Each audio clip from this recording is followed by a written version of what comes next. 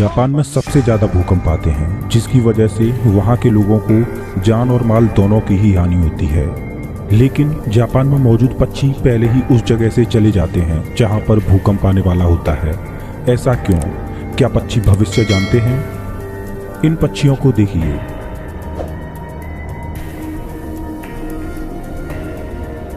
ये कैसे सटीक तरीके से एक कतार में चल पाते हैं। क्यों नेचुरल डिजास्टर्स आने से पहले ही जानवरों को आभास हो जाता है और वो उस जगह को खाली कर देते हैं। क्या आपके साथ ऐसा कभी हुआ है कि कोई भी अनहोनी घटना घटने से पहले ही आपको आभास हो गया हो? तो बने रहिए मेरे साथ इस वीडियो में, जिसमें जानेंगे आपके दिमाग की उस अलौकिक शक्ति के बारे में जो देख सकती है भविष्य को।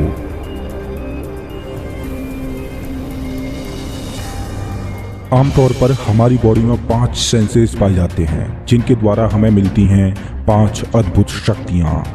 और हमारी बॉडी की वो 5 अद्भुत शक्तियाँ हैं सुनना, देखना, महसूस करना, सूंघना और स्वाद को पहचानना। हमारा पूरा जीवन इन्हीं 5 शक्तियों के इर्द गिर्द चलता रहता है, जिन्हें हम 5 इंद्रियाँ बोलते हैं। लेकिन कैसा हो अगर हमारे पास एक और छठी इंद्री हो, यानी सिक्स्थ सेंस हो। आपने सिक्स्थ सेंस के बारे में तो सुना ही होगा। क्या है ये छठवीं इंद्री और क्या है इसकी शक्ति? और क्या हमारे पास इन 5 शक्तियों के अलावा कोई छठवीं शक्ति सच में मौजूद है? आपने एक डायलॉग तो सुना ही होगा कि अगर आप किसी चीज को दिल से चाहो तो सारी कायनात उसे आपको दिलवाने में लग जाती है। क्या ये डायलॉग वाकई में सच है? क्यों लोग बोलते हैं कि हमें हमेशा पॉजिटिव ही रहना चाहिए और पॉजिटिव ही सोचना चाहिए और हमें नेगेटिविटी से दूर रहना चाहिए? कारण है एक ऐसी शक्ति जिसको हम महसूस तो करते हैं लेकिन उसको समझ नहीं पाते। हमारा खुद का दिमाग ऐसी अलौकिक शक्तियों का भंडार है कि अगर हमने अपने दिमाग की शक्तियों को अनलॉक कर दिया तो हमारे लिए इस ब्रह्मांड में कुछ भी असंभव नहीं होगा। हम अपने दिमाग की शक्तियों से वो असंभव कार्य कर पाएंगे जिन्हें आज हम चमत्कार बोलते हैं। आपको ये बात जानकर हैरानी होगी कि हमारा ब्रह्मांड वैसा तो बिल्कुल भी नहीं है जैसा हम इसे देखते हैं। हम जानते हैं कि ब्रह्मांड में मौजूद हर एक ऑब्जेक्ट छोटे छोटे पार्टिकल से मिलकर बना है, लेकिन अगर क्वांटम फिजिक्स के नजरिए से देखें तो ये ब्रह्मांड पार्टिकल की तरह नहीं बल्कि वेव की तरह कार्य करता है। डुअल स्लिट एक्सपेरिमेंट में ये साबित भी हो चुका है कि जब हम किसी छोटे पार्टिकल को ऑब्जर्व नहीं कर रहे होते तब ये एक वेव की तरह काम करता है। हम इस यूनिवर्स में जो भी देखते हैं उसमें हर एक चीज की एक यूनिक फ्रीक्वेंसी होती है। अब चाहे वो कोई कलर हो, साउंड हो या कोई ठोस ऑब्जेक्ट, चाहे मैं हूं या आप, हम सब में से एक यूनिक फ्रीक्वेंसी निकल रही है। हम अपनी आंखों से जो भी ऑब्जेक्ट देखते हैं दरअसल हम उस ऑब्जेक्ट से निकल रही फ्रीक्वेंसीज को देखते हैं।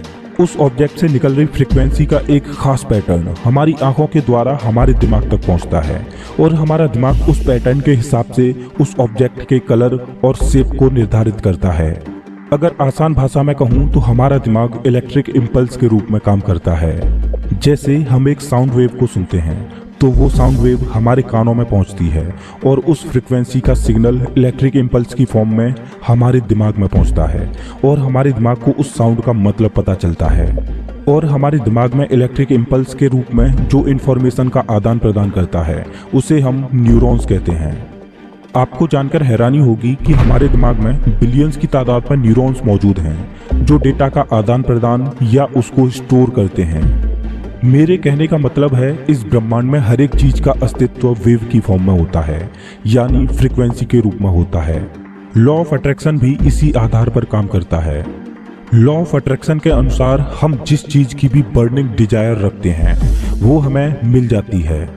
मतलब हमारे दिमाग में जिस चीज की भी डिजायर होती है उसकी एक पर्टिकुलर फ्रीक्वेंसी होती है जो हमारे ब्रेन से निकलती है और इस ब्रह्मांड में अपने ही मैच की फ्रीक्वेंसी को हमारी ओर आकर्षित करती है। मतलब हम अपने दिमाग में जिस चीज के बारे में सोच रहे होते हैं उसकी एक फ्रीक्वेंसी होती है और इस यूनिवर्स में वैसी ही फ्रीक्वेंसी की जो चीज मौजूद होती है वो हमारी ओर खींची चली आती है। आपने कभी न कभी ऐसा तो अनुभव किया ही होगा कि आप किसी व्यक्ति के बारे में सोच रहे होते हैं और तभी उस व्यक्ति का आपके पास कॉल आ जाता है या वो व्यक्ति खुद ही आ जाता है और आप उसको बोलते हो कि मैं अभी आपके बारे में ही सोच रहा था, क्या इत्तेफाक है? दरअसल वो इत्तेफाक नहीं होता बल्कि वही होता है लॉ ऑफ अट्रैक्शन, जिसे हम इत्तेफाक कह के टाल देते हैं। हमारे धर्म ग्रंथ गीता में लिखा है कि जैसा हम सोचते हैं वैसा हम बन जाते हैं। शायद इसीलिए बोला जाता है कि जिस चीज को हम दिल से चाहें तो सारी कायनात हमें उसे दिलवाने में लग जाती है। क्या आपने ऐसा अनुभव किया है कि हम जैसे माहौल में रहते हैं हम वैसे ही बन जाते हैं? आप कभी ऐसी जगह पर जाओ जहां नेगेटिविटी फैली रहती है, जैसे हॉस्पिटल या ऐसी ही अन्य कोई जगह। वहां जाते ही हमारी आत्मशक्ति कमजोर पड़ने लगती है और हम अपना कॉन्फिडेंस लूज करने लगते हैं। ऐसा क्यों?